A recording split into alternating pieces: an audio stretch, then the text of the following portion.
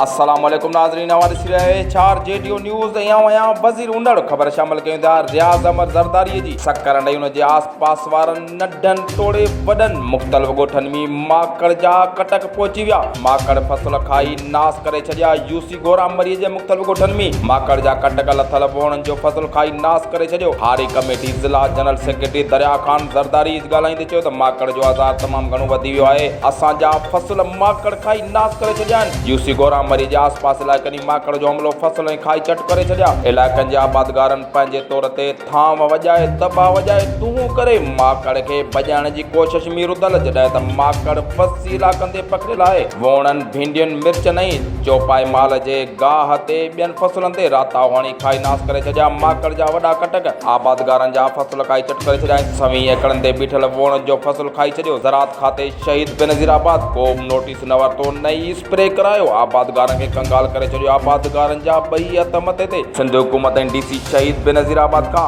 आबादगारनि मुतालबो कयो आहे इलाइक़े में स्प्रे करायो वञे त जीअं वधीक नुक़सान खां आबादगारनि खे बचायो वञे। A4 जेडीओ न्यूज़ में फ़िलहाल एतिरो ई। वधीक ख़बरनि अपडेट्स लाइ ॾिसंदा रहो A4 जेडीओ न्यूज़।